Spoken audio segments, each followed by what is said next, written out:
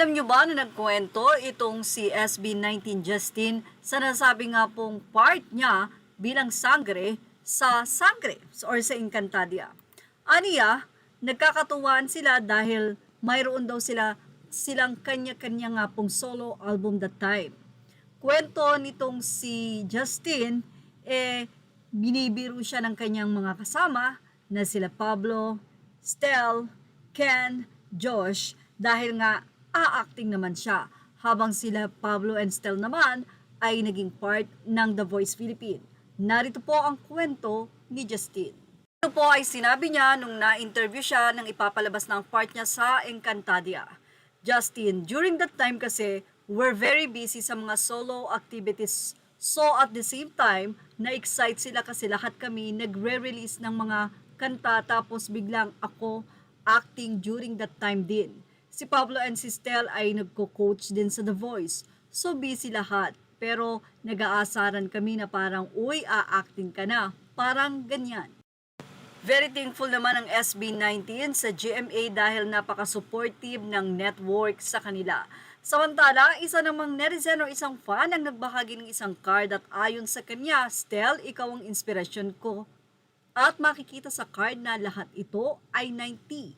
Line of 90, 96, 94, 95, 93, 95, 95, 95, 94, 94, 94, 93.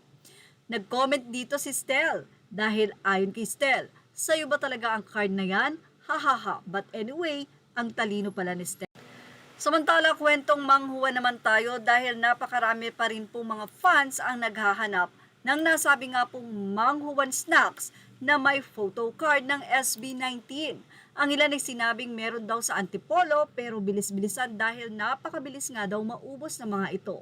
Hala, sa ang Super 8 po yan. Sa Lores Antipolo Cups. Sana meron pa po. Medyo malapit lang po ako dyan. Thank you po, Cups. Say naman at kwento ng isa, kapag sinuswerte ka nga naman, 7-Eleven Macroll Bacoor, Cavite. Sorry sa mga kalugar ko, inubos ko na kasi 5 lang eh. Okay, next ulit.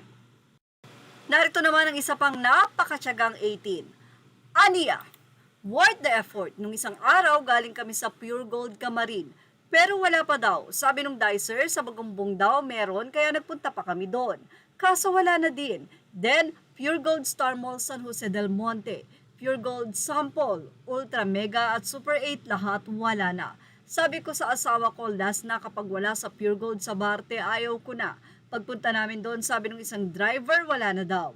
Buti na lang yung isang dicer. Sabi niya, alam niya daw, meron pa daw isang box. Sabi ko, bibilhin ko na yung isang box, hahaha, kaso yung isa naka-open na kaya 4 na lang. Luckily, bias line agad nabunot. Narito naman ang isa pa nga daw na swerte dahil sinuwerte sa unang 5 bundles na binili, hihihi, Pablo na lang ang kulang. Salamat Ninong Mang Republic o Manghuwan Republic. Well, yan po ang ating Showbiz Love Update. Images are all credit to the rightful owners. Please like, share, and subscribe.